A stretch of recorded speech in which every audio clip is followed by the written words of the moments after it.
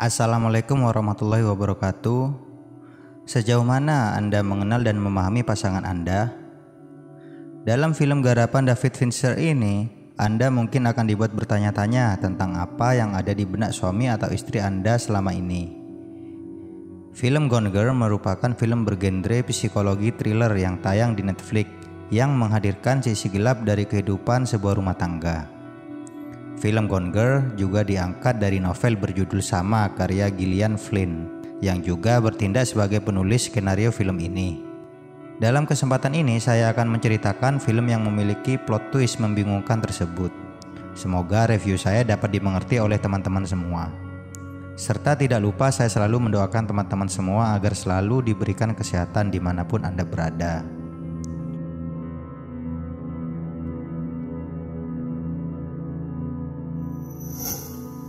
Film dibuka oleh tokoh Nick Dunne yang sedang membelai rambut istrinya Amy, mengatakan melalui suli suara bahwa dia ingin memecahkan tengkoraknya dan membongkar otaknya untuk menjawab pertanyaan abadi yang dimiliki pasangan yang sudah menikah, yaitu What are you thinking?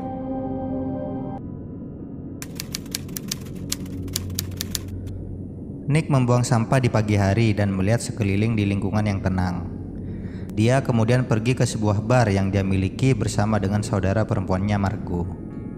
Di sana Nick bercerita bahwa ini adalah pagi hari ulang tahun pernikahan Nick dan Amy yang kelima.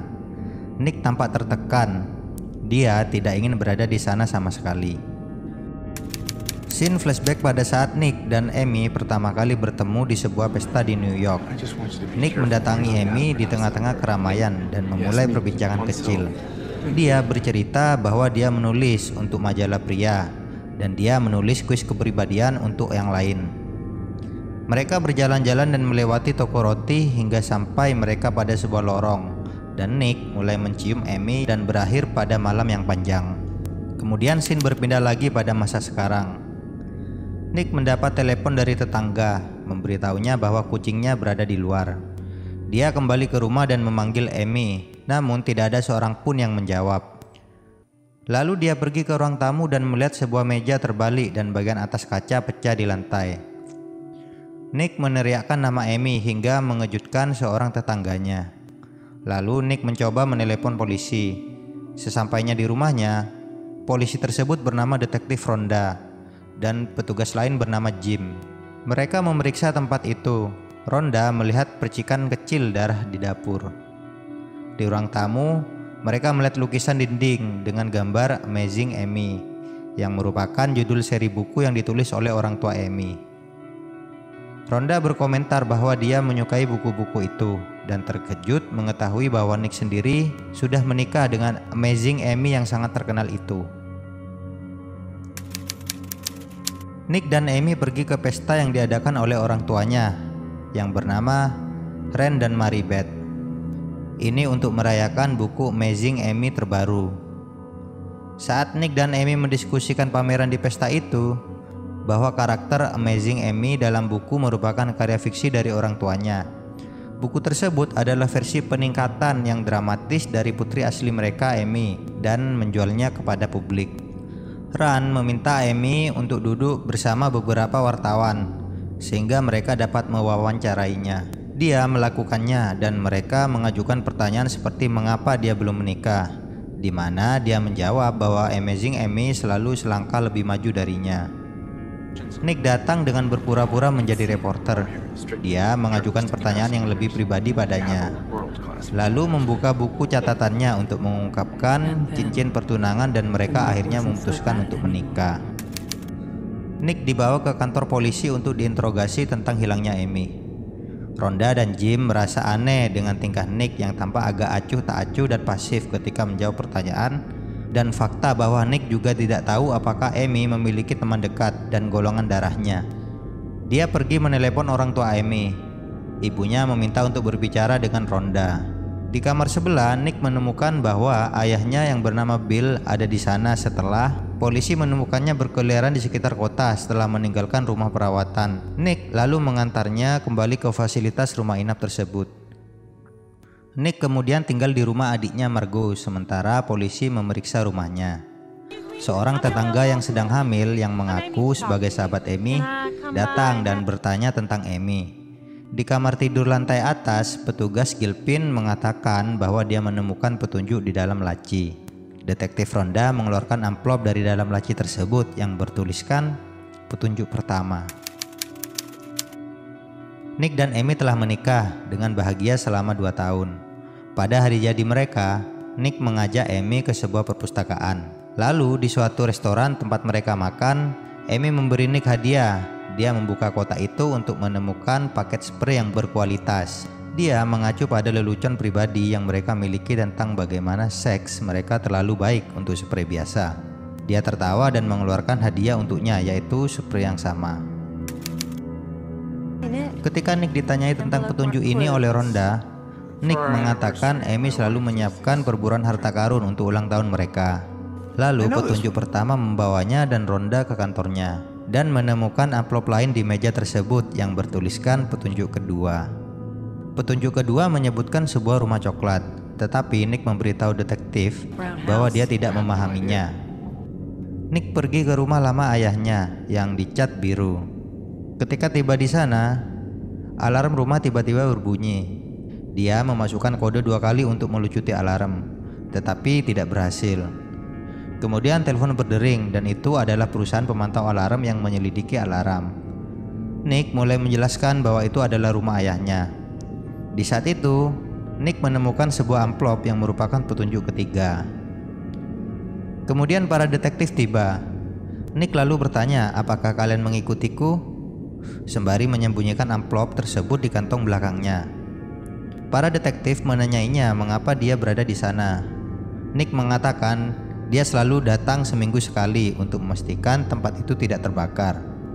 Orang tua Amy terbang dari New York saat konferensi pers diadakan untuk menyebarkan pengumuman akan hilangnya Amy. Nick yang berbicara di depan media tampak ekspresinya yang sungguh datar sehingga menimbulkan respon tanda tanya pada semua orang. Lalu Nick diminta untuk berpose di sebelah poster Amy dan seorang fotografer menangkap momen singkat ketika senyum muncul di wajahnya. Orang tua Amy dan Nick bertemu dengan Ronda untuk menentukan beberapa kemungkinan tersangka. Ran menyebut mantan pacar Amy yaitu Daisy Collins yang tampaknya dulu sempat mencoba bunuh diri setelah Amy putus dengannya. Mereka juga menyebutkan mantan teman sekelasnya yang bernama Tommy O'Hara yang pernah dihukum karena melakukan pelecehan seksual terhadap Amy. Orang-orang pergi ke pusat relawan untuk membantu menemukan Amy. Satu orang di sana adalah Daisy Collins, tetapi dia pergi tanpa mengatakan apa-apa. Nick mencoba tampil ramah kepada orang lain. Nick didekati di sebuah lorong oleh seorang wanita yang menyampaikan simpatinya. Kemudian dia berdiri di sampingnya dan mengambil sebuah foto berdua. Segera menyadari ini adalah kesalahan dikarenakan Nick sedang dilanda masalah, sedangkan dia masih dapat tersenyum. Nick lalu memintanya untuk menghapus foto tersebut. Kemudian wanita tersebut menolak lalu pergi. Saat Nick berjalan pergi, foto itu menjadi viral. Akibatnya media mulai menganalisis Nick. Salah satu stasiun televisi menuduh Nick sebagai sosiopat yang tidak simpatik. Lalu Nick menyusul Maribeth yang sedang marah kepadanya. Maribeth menuduh Nick bahwa dia tidak berkabung atas kepergian Amy selama ini. Menjelaskan bagaimana Amy dan Nick kehilangan pekerjaan. Amy berbicara tentang masalah yang mereka alami. Dia mengatakan bahwa tidak ada yang penting selama mereka saling memiliki satu sama lain. Kemudian Amy memberitahu Nick bahwa orang tuanya mengalami masalah keuangan dan meminta uang dana perwaliannya yang hampir $1 juta. Nick terkejut bahwa dia akan melakukan itu tanpa berbicara dengannya terlebih dahulu. Amy menjelaskan bahwa uang itu benar-benar uang mereka. Kemudian, Nick telah mulai kehilangan minat dalam pernikahan dan telah mulai mengeluarkan uang terlalu banyak pada elektronik seperti video game dan laptop baru. Amy mengira dia mencoba membuatnya terlihat seperti istri yang dingin dan menyebalkan. Lebih buruk lagi, ibu Nick dan Margot yang bernama Maureen telah didiagnosis menderita kanker payudara, memaksa Nick dan Amy untuk pindah kembali ke kampung halamannya di Missouri. Amy merasa sedikit kesal karena Nick bahkan tidak membahas keputusan tersebut untuk pindah ke Missouri bersamanya, meskipun dia mendukungnya. Secara umum, Amy merasa ditinggalkan. Dia mengatakan hanya menggunakannya untuk seks. Nick bersiap-siap untuk pergi dengan teman-teman lamanya suatu malam. Ketika Amy mencoba membujuknya untuk tinggal bersamanya, tetapi dia menolak. Kemudian Amy membuat saran agar cepat memiliki seorang anak. Dia mulai marah lalu mulai beranjak pergi. Pertengkaran meningkat saat mereka menuruni tangga, dan di bagian bawah tangga, Nick meraih Amy dan melemparkannya ke bawah, dan dia memukul tiang dan jatuh ke lantai. Beberapa malam setelah Amy menghilang, Nick berada di rumah Margo. Sudah larut malam dan Margo sudah pergi tidur. Nick mendapat SMS yang mengatakan, "Aku di luar." Lalu Nick membuka pintu belakang. Tiba-tiba seorang wanita muda bernama Andy Fitzgerald masuk dan mulai mencium Nick. Dia menyuruhnya diam saat Margo sedang tertidur. Nick memastikan bahwa Andy belum mengatakan apa-apa kepada siapapun tentang perselingkuhannya dengan Nick, atau bahwa dia telah menyebutkan ingin menceraikan Amy. Mereka terus berciuman dan menghabiskan malam di sana. Nick menyuruh Andy menyelinap keluar pintu pagi-pagi sekali. Mengira Margo masih tertidur, namun Margo muncul di dapur dan dengan marah memarahi kakaknya karena berbohong padanya. Margo takut media dan polisi tahu atas kejadian perselingkuhan Nick. Di malam hari, ada acara peringatan atas kehilangan Amy. Nick berdiri di samping orang tua Amy dan mencoba untuk tampak lebih berempati dan ingin sekali menemukan Amy, memberitahu orang banyak bagaimana dia benar-benar mencintai istrinya. Andy terlihat jelas berada di depan di tengah-tengah kerumunan dan mengucapkan kata umpatan. Kemudian seseorang yang mengaku sahabat Amy bernama Nolly muncul dan memanggil Nick, menanyakan apakah dia tahu bahwa Amy hamil 6 minggu. Para wartawan mengejar Nick sampai ke mobil polisi saat mereka mengantarnya pergi. Margo mendesak Nick berkata jujur tentang kehamilan Amy. Nick mengatakan dia tidak tahu jika Amy sedang hamil, tetapi dia memang menginginkan seorang anak dan Amy tidak. Rhonda dan Jim bertemu Nick kembali di rumahnya, dan dia menjelaskan bahwa sedang ada penyelidikan sampel darah kehamilan Amy yang polisi temukan di rumahnya. Nick juga meragukan bahwa Amy mengenal Nolly, sampai Rhonda menunjukkan kepadanya foto-foto mereka berdua bersama. Dia bahkan memberi Nick dokumen transaksi mahal baru-baru ini dari kartu kreditnya, menyebutkan barang-barang termasuk tongkat golf dan gitar Stratocaster. Meskipun Nick mengatakan dia tidak pernah membeli barang-barang itu. Selain itu, Rhonda menekan Nick tentang fakta bahwa dia menaikkan polis asuransi jiwa Amy awal tahun itu menjadi lebih dari $1 juta. Lalu dengan marah Nick menjawab, kemudian Rhonda mendapat telepon yang mengkonfirmasi analisis sampel urin Amy dan memang menunjukkan bahwa Amy sedang hamil. Nick ingat petunjuk ketiga di sakunya. Untuk mencoba memecahkan petunjuk tersebut, Rhonda dan Jim melanjutkan penyelidikan mereka, memeriksa mall yang ditinggalkan yang sekarang sering dikunjungi oleh pelacur dan pengedar narkoba. Mereka menemukan dealer lokal dan menunjukkan kepadanya foto Amy. Dia memberitahu Rhonda bahwa Amy pernah datang dan mencoba membeli pistol darinya. Dia memiliki ingatan yang jelas tentang peristiwa itu. Itu adalah hari Valentine dan dia telah mengenakan gaun merah muda. Mereka kembali ke rumah ayah Nick. Di tungku di ruang bawah tanah, mereka menemukan buku harian Amy tersembunyi di tungku yang sedikit terbakar. Nick sementara itu mengetahui bahwa petunjuk ketiga mengacu pada gudang kayu di luar rumah Margo. Dia menemukan setumpuk besar barang dari pembelian kartu kredit yang disimpan di sana, serta terdapat kotak yang dibungkus hadiah di tengah-tengah semuanya. Scene lalu memperlihatkan Amy yang masih hidup, dan dia mengatur skenario untuk mengarah pada kepergiannya.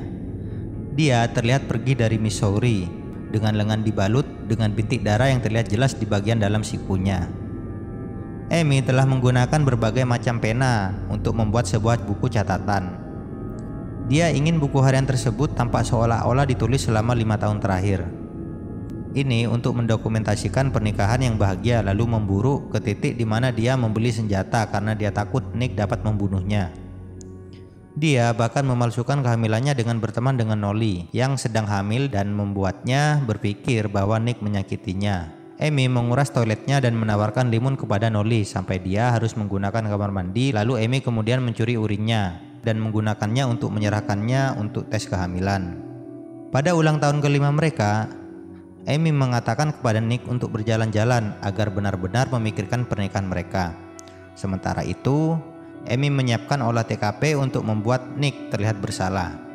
Rencananya termasuk bunuh diri dan kabur dari rumah sehingga tubuhnya akan ditemukan untuk sepenuhnya menjebak Nick. Kemudian Amy pergi menghilang.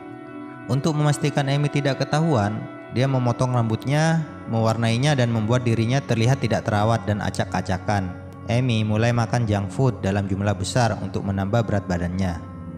Dia bersembunyi di sebuah resort kecil dengan nama Nancy. Bahkan dia memukul wajahnya sendiri dengan palu untuk menjual gagasan bahwa dia bersembunyi dari pacarnya yang kasar. Amy berteman dengan seorang wanita bernama Greta. Amy memberitahunya bagaimana dia menemukan Nick meninggalkan bar bersama Andy selama malam bersalju, menyeka bibirnya sebelum dia menciumnya dengan cara yang sama seperti dia dulu mencium Amy ketika mereka pertama kali bertemu. Dengan rencananya yang berjalan dengan sempurna, Amy menunda bunuh diri selama sebulan lagi. Nick membawa kotak hadiah ke dalam rumah dan membukanya, lalu menemukan boneka Punch dan Judy. Boneka tersebut merupakan sebuah simbol di mana seorang suami membunuh istri dan anaknya. Nick dan Margot menyimpulkan bahwa Amy telah menjebaknya. Di sisi lain, Amy yang sedang menonton siaran televisi di resortnya menemukan berita tentang hilangnya Amy. Lalu kemudian Amy menelepon saluran berita tersebut dan melaporkan aktivitas mencurigakan di gudang kayu Margot melalui panggilan dari telepon berbayar secara anonim, sehingga tidak dapat dilacak. Nick pergi ke New York untuk menemukan seseorang yang bernama Tanner Bolt, yaitu pengacara yang berspesialisasi dalam kasus-kasus sulit dan terkenal yang telah mengikuti kisah Nick di media. Dia setuju untuk membantu Nick dalam pembelaannya. Dia memberi Nick informasi kontak Tommy O'Hara, yang merupakan pacar kedua Amy yang dulu pernah didakwa melakukan kekerasan seksual, sehingga Nick dapat mengajukan pertanyaan kepadanya. Nick lalu bertemu dengan Tommy di sebuah bar. Tommy mengatakan dia dan Amy berkencan sebentar, tetapi Tommy melihat bahwa Amy telah menjebaknya. Suatu hari, Amy merayu Tommy dan mengatakan kepadanya bahwa dia menginginkan seks yang kasar.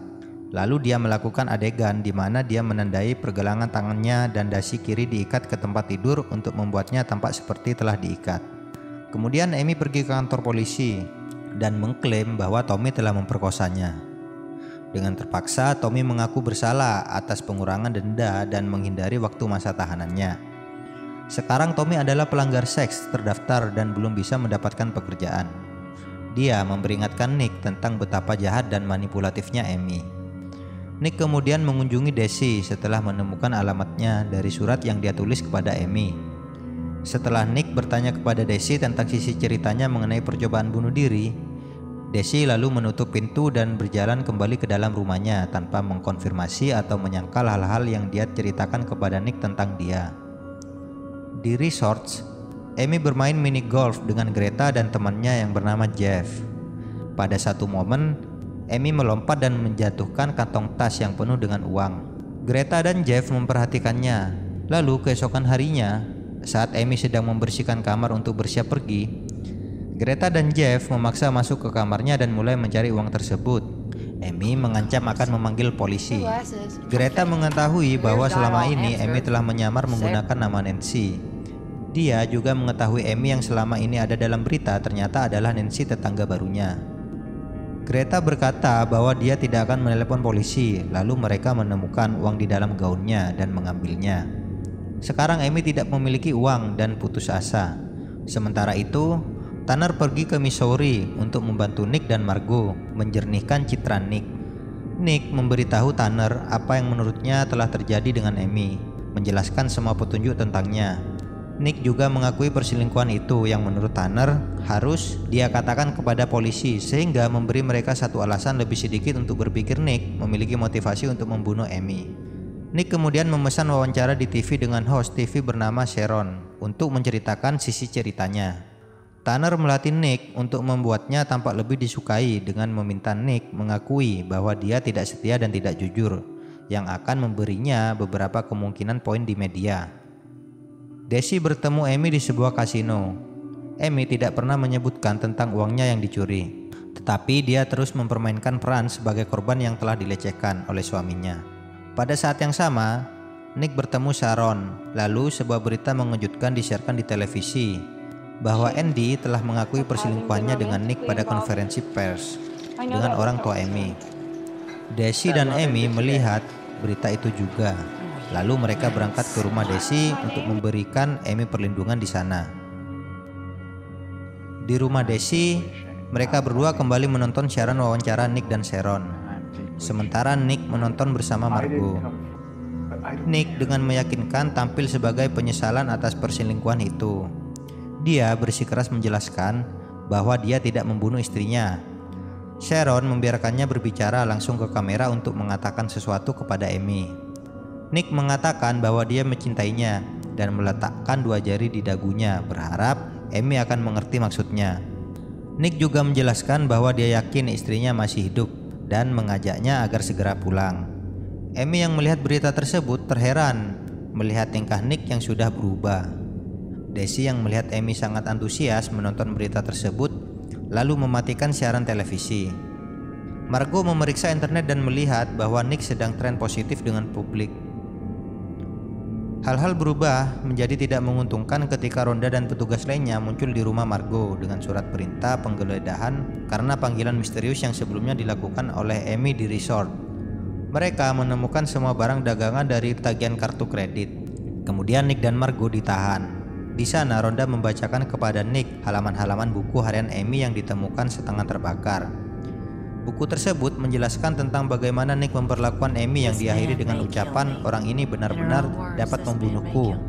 Jim juga membawa palu boneka judi yang hilang dari bonekanya. Itu telah terbakar di perapian mereka, tetapi jejak darah Amy ditemukan di atas palu boneka tersebut. Rhonda sekarang memiliki sedikit bukti untuk menangkap Nick. Dia memprotes tetapi Tanner membungkamnya. Di rumah Daisy, Amy mengetahui bahwa Daisy memiliki kamera keamanan yang dipasang di seluruh properti.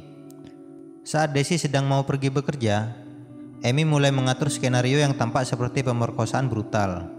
Dia merendam gaun tidurnya dengan anggur merah, mengikat tangan dan kakinya lalu merangkak ke kamera, menangis dan membuatnya terlihat seperti baru saja diperkosa.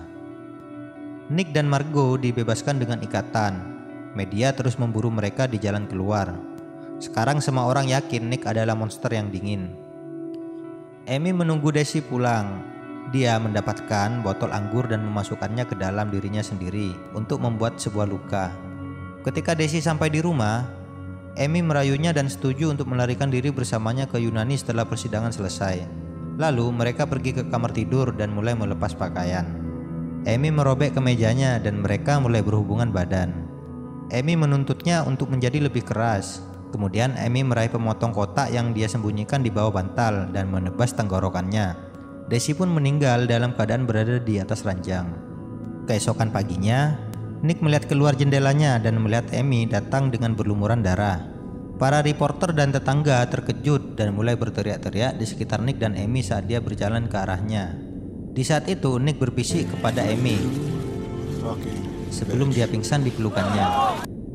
Di rumah sakit, Amy diwawancarai oleh sejumlah polisi dan menjalin cerita palsu tentang bagaimana Daisy menculik dan memperkosanya sebelum dia melarikan diri secara heroik. Rhonda mengajukan pertanyaannya tentang barang-barang di hutan Margo, tetapi Amy menangkis pertanyaan itu dan kembali ke kisah pemerkosaannya. Para wartawan mengikutinya dan Nick pulang dan kasus Nick sekarang sudah ditutup. Namun Nick tahu ada sesuatu yang salah dan bertanya padanya apa yang sebenarnya terjadi. Amy memaksa Nick untuk melepaskan bajunya untuk membuktikan bahwa dia tidak merekam pembicaraan tersebut. Lalu dia pergi ke kamar mandi untuk membersihkan banyak darah Daisy yang masih menutupi dirinya. Di kamar mandi dengan Nick, dia mengakui semua bahwa dia menjebak Daisy dan membunuhnya untuk kembali lagi kepada Nick seperti yang dia minta. Lalu Nick tidur di kamar yang terpisah dan mengunci pintu kamarnya sendiri. Keesokan hari, Nick bertemu dengan Tanner, Margo, dan Rhonda yang sekarang mempercayai Nick. Meskipun tanpa bukti yang cukup dan dengan semua orang di pihak Amy, mereka tidak dapat membuktikan bahwa Amy membunuh Daisy. Nick dan Amy membuat penampilan publik pertama mereka bersama di pusat sukarelawan, menyamar sebagai pasangan yang bersatu kembali dengan bahagia. Mereka bahkan akan melakukan wawancara rumah mereka. Saat mereka bersiap-siap, Amy memberi Nick hadiah yang merupakan tes kehamilan. Nick pertama-tama mengatakan itu bukan anaknya dan dia akan menuntut tes darah Kemudian dia menyadari bahwa dia telah mengambil sampel urin Nick dan menggunakan ini sebagai taktik untuk membuatnya tetap bersamanya dengan menghamili dirinya sendiri. Ketegangan meningkat dan Nick membanting kepalanya ke dinding, memanggilnya Jalang. Amy mengatakan kepadanya bahwa dia adalah Jalang yang sama yang dia cintai, dan dia satu-satunya Jalang yang pernah membuatnya merasa seperti laki-laki. Selama wawancara, Amy mendesak Nick mengatakan mereka akan menjadi orang tua. Margo kemudian mengetahui tentang kehamilan itu dan menangis putus asa bahwa kakaknya harus tinggal bersama psikopat demi anak tersebut selama 18 tahun ke depan, dan film pun berakhir. Selama bersama dengan Amy, Nick tidak mendapati kecurigaan sedikit pun kepada Amy dikarenakan sejatinya Amy memang sangat mencintai Nick hingga ketika Nick berencana untuk bercerai karena mereka sudah mulai berbeda pemikiran. Amy yang merasa tersakiti awalnya ingin menghukum Nick atas skenario pembunuhannya kepada Nick. Ketika Amy melihat pernyataan Nick di televisi membuat Amy senang dikarenakan Amy menginginkan Nick menjadi orang yang seperti itu. Namun Nick memberikan pernyataan tersebut alih-alih agar dia mendapatkan respon positif dari masyarakat dan dia berhasil. Dikarenakan Amy yang sudah terlanjur berada di pelukan Daisy, akhirnya Amy memutuskan untuk kembali lagi ke Nick dengan cara mengatur skenario pembunuhan Daisy. Yang mengherankan lagi, Amy melakukan pembunuhan tersebut seakan Amy memang memiliki naluri psikopat yang tidak disadari oleh Nick. Sekian pembahasan film Gone Girl. Semoga teman-teman terhibur dan sampai jumpa.